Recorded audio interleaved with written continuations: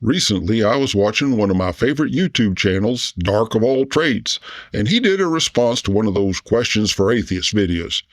This one that he's responding to came out a couple months ago from Cameron Bertuzzi's Capturing Christianity channel, and it's only 4 to 6 seconds long, so let's give it a quick peek.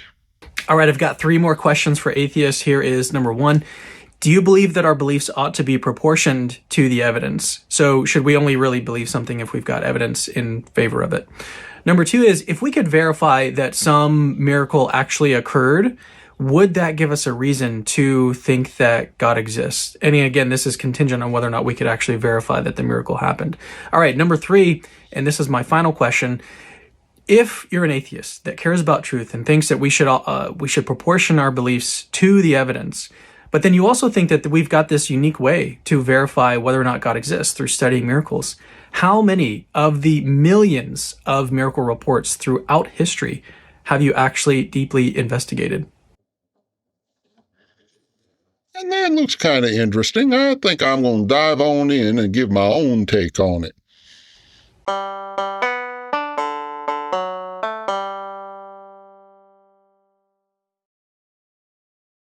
Hey there, folks. Bertram, the Barely Bearable Atheist here.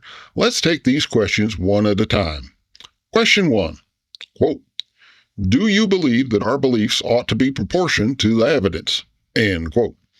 So notice this is not an open-ended question. It's a yes or no question for which the obviously correct answer would be yes.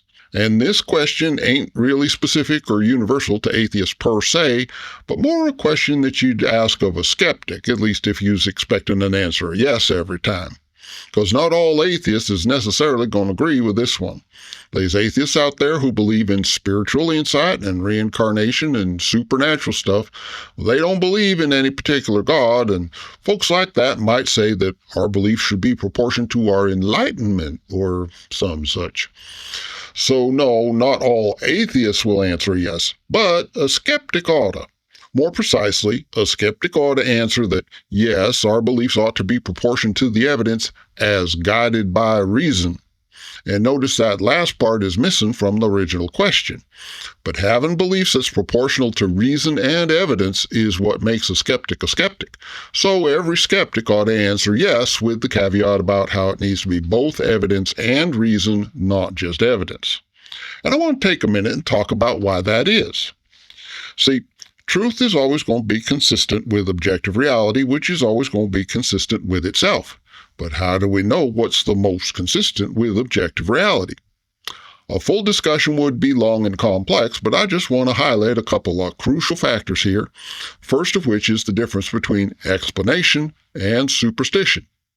Superstition's the easy one. All you has to do is assign things to invisible magical forces and or persons. Superstitions allow you to account for things without needing to actually explain nothing. You can have a whole bunch of evidence that you account for via superstition and then claim that your beliefs is proportioned to the evidence just because you have some superstition or other that accounts for each and every piece. The problem with superstitions, of course, is that your superstitions can be whatever you want. There ain't no verifiable connection between whatever superstition you want to believe and what's actually true. Superstitions attribute stuff to forces outside of scientific verification, but they ain't constrained to reality. They's only limited by imagination. What we want is to be able to identify which beliefs actually explain the evidence with the fewest post hoc assumptions. And that means we has to do a couple things. First of all, it means we ought to compare 2 or more different beliefs to see which one is actually a best fit. It's naive to decide whether or not to believe something based on just considering a single possibility, at least in the context of controversial topics like God's existence. We shouldn't ask, can we find evidence that God exists? We should ask, which fits the evidence better, God being a real triomni deity or God being a myth? Secondly, if and we want an actual explanation instead of superstition, how do we know when we have a good explanation? An explanation is a reasonably specific description of verifiable processes, forces, and materials, and how they interact to predictably produce whatever it is we're trying to explain. To find out if it's a good explanation, we need two things: a list of the consequences we'd expect to find if the explanation is correct, and a list of the consequences if it's not correct. And these has to be two distinct lists. Can't be any overlap between them. After that, it's easy, or at least in theory it's easy. All we got to do is look at the evidence and see which explanation has the greatest number of verifiable consequences from the list we'd expect if it's true, and the fewest from the list we'd expect if it's false. And the thing to watch out for here is the post hoc rationalization. If we has an explanation that we think ought to work, but the evidence is showing up mostly on the list of things we'd expect if our explanation is false, then the thing to do is pick a different explanation. If we just basically make up some arbitrary, unfalsifiable assumption to try and rescue our original explanation, that's a post hoc rationalization, and it's itself evidence that our explanation is likely to be false. So anyways, my answer to question number 1 is that I believe our beliefs ought to be guided by a reasonable consideration of the possibilities, such that we give preference to those beliefs whose expected consequences are at least mostly what we can verifiably observe in objective reality. And that ain't quite exactly what he was originally asking for, but that's as close as I can get while still being honest. Question number 2, quote, if we could verify that some miracle actually occurred, would that give us a reason to think that God exists? End quote. And this is where we get into the can of worms. I'm pretty sure that Cameron expects most atheists to answer yes here, assuming they's being honest and ain't all biased against God on just general principles and so on. But in fact, the correct answer here is very clearly no. First of all, he's approaching the question from the wrong end. Unless we was the ones performing the miracle, we wouldn't have any way to know it was, in fact, a miracle. From our perspective as unbiased observers, the most we'd be able to say was that we'd seen something we couldn't understand and explain. It might be a miracle, it might not. It might be some purely natural phenomenon we've never encountered before, or some natural phenomenon we see all the time but just don't have enough information yet to explain it. Or, who knows, it might even be alien technology. Heck, if we ain't limiting ourselves to the scientifically plausible, it might be just plain garden variety magic. I'd go so far as to suggest it might be spontaneous magical entropy reversal fields, which I just made up since we's not limiting ourselves to the scientifically plausible.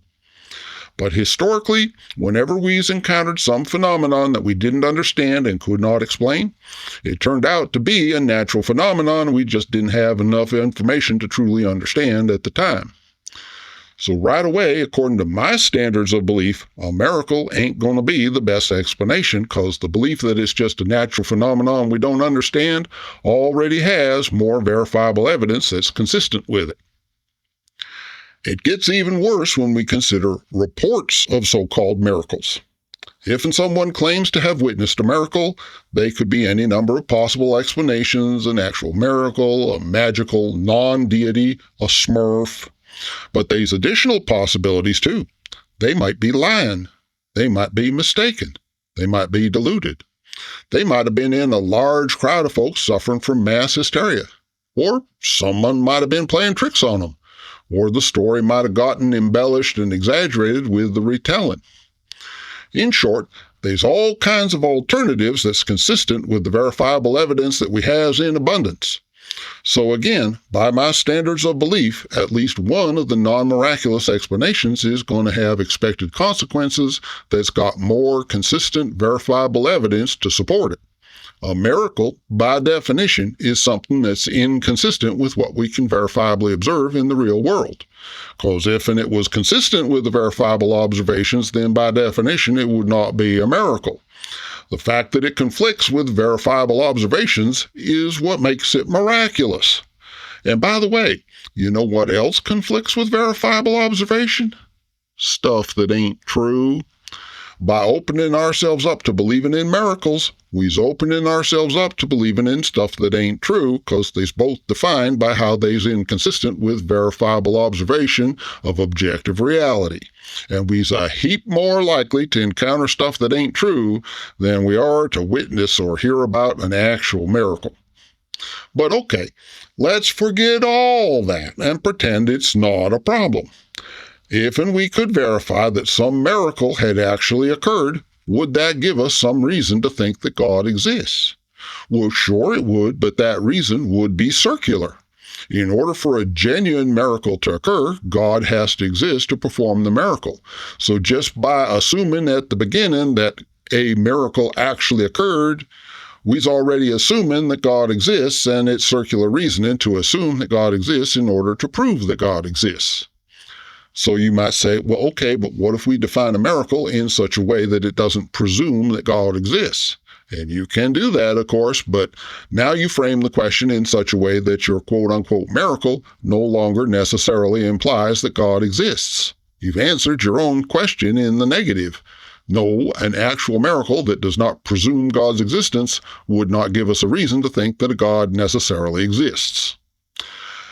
So there's the first two questions, and we got a yes and a no, respectively, even though we were supposed to give a yes answer for both of them. Now, the standard formula for a gotcha video is 2 yes questions followed by the gotcha. So let's see if in the third question falls into that pattern. It's kind of long, so I'm just going to replay the clip. If you're an atheist that cares about truth and thinks that we should proportion our beliefs to the evidence, but then you also think that we've got this unique way to verify whether or not God exists through studying miracles, how many of the millions of miracle reports throughout history have you actually deeply investigated? So there it is, the time waster's veto. We's all supposed to shut up and lock ourselves away in the library summers researching ancient stories about countless purported miracles and such, for we's allowed to believe that none of them is actually miracles. And notice this is a classic shift of the burden of proof. It ain't up to Cameron to provide his best evidence for what he thinks is the best example of an actual miracle. Oh no, the burden is on us to examine millions of claims individually and provide a conclusive disproof of each and every one. Also notice that this breaks the classic gotcha formula. It's supposed to be 2 yes questions followed by a question that leads the audience to a logical conclusion that demonstrates a conflict between what the audience believes and what they ought to believe based on their answers to the first 2 questions. But that ain't the case here. His first question was if and we believe that beliefs ought to be proportional to the evidence, not whether we believe that we need to personally examine each and every claim before we decide to withhold belief. So the third question ain't an application of the principle of the first, and that breaks the formula. I mean, it's already broken on account of the correct answer to his second question is no, but even if it had been yes, the way he phrased the first question puts us under no obligation to individually investigate every single claim before we decline to believe in it. The burden of proof is on the person making the claim to provide the support and evidence, not on us to do the claimant's homework for him. The implied argument of the third question is essentially an argument from popularity fallacy.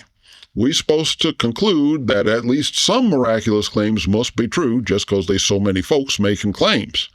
But let's pretend that it ain't a fallacy. What conclusions should we reasonably draw given that millions upon millions of folks throughout history has claimed to have witnessed or experienced miracles? Well, first of all, we can say that there's actually quite a large number of miracle claims that each of us likely has personally encountered. God allegedly speaking to folks directly qualifies as a claimed miracle. So every time someone today says that God spoke to them and told them such and such, that's a miracle claim, and we can evaluate it. We can notice, for example, that in each of these claims, the message is consistent with the kind of message an imaginary God would be able to provide. Typically, it's a message that validates whatever the believer thinks God ought to say and lends some degree of self-perceived authority to the believer to represent God's will to the rest of us. What we don't see is folks getting quote-unquote messages from God that go beyond what the believer could reasonably imagine on their own. God don't reveal a cure for cancer. He don't warn us about forthcoming terrorist attacks. Apparently, he don't even tell folks that they need to wear a mask during a deadly pandemic, and a lot of conservative Christians died as a result. And similarly with supposedly miraculous cures. These faith healers out there supposedly cure in all kinds of diseases and even stuff that ain't strictly a disease. But the only cures they actually produce is temporary improvements consistent with the placebo effect and mass hysteria. And as the Holy Koolaid channel has documented, they often do outright harm to folks, up to and including causing unnecessary deaths. So we already have evidence that claims of miracles are either mistaken or motivated belief or delusions or outright lies. And the fact that the evidence points in this direction every blessed time we looks makes it reasonable for us to adopt this conclusion as our default belief regarding the claims we ain't personally investigated. Go ahead and show me a real miracle if you got one, but I'm going to go ahead and press X to doubt until you do. Also, we ain't limited to a personal examination of the evidence in the case of each and every miracle claim. We also has logic and reason at our disposal, so we can think logically about whether or not there's likely to be any actual miracles behind any of the millions of miracle claims. For example, what would be required in order for any of the claimed miracles to be actual miracles? Well, it'd have to be the case that God is willing and able to perform miracles. And by able, I don't just mean that he has the power. I mean, they can't be no compelling, overriding reason like free will or whatever that prevents God from being willing and able. Obviously, if there's some compelling, overriding reason why God can't work miracles, even if he has the power, then no claimed miracle is actually true, not even the resurrection or any of the other biblical stories.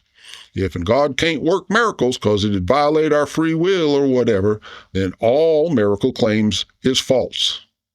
On the other hand, if there is an all-powerful God who loves us enough to die for us, and if there's no compelling reason for him not to do miracles, then he'd be doing miracles all the time just because he loves us and enjoys having tangible personal interactions with us. Never mind talking about putting the Lord your God to the test, because God's the one who'd be initiating it. If God loves us enough to die for us, he's going to love the lesser, tangible, personal interactions as well. Miracles would be so common we wouldn't even have a special word for miracle. We'd just say, there goes God again. For that matter, we wouldn't have words for atheists nor apologists neither, because there wouldn't be none. And we don't need to go researching centuries-old claims of miracles in the Dark Ages to see that this ain't the case. God don't show up in real life, tangibly, in person, interacting with us visibly and audibly and verifiably. And that means either there's some compelling, overriding reason why he can't do miracles, or else he don't even exist. And either way, we still don't need to sift through thousands of years of miraculous claims to know that none of them is real. Yes, you can come up with post hoc rationalizations and special pleading about how there was some kind of unique circumstances in the Bible times that don't apply today, but that ain't going to work. Skeptics is going to notice right away that you're just resorting to post hoc rationalizations and special pleading. And besides, an all-wise, all-knowing, and all-powerful God is going to be able to come up with a way around whatever obstacles you can imagine, so your post hoc special pleadings ain't going to be able to stop him. No matter how clever you are, he's going to be smarter. If he existed, and if he loved us enough to die for us, he'd be here. And he ain't. And that means we can know beyond a reasonable doubt that none of the so-called miracles, including the ones in the Bible, ever happened. So anyway, that's Cameron Bertuzzi's 3 questions for atheists, and I think that's as much as I'm going to say in response. I'm sure there's more that could be said, but that's going to do it for me for today. Thanks for watching, and please be kind wherever possible.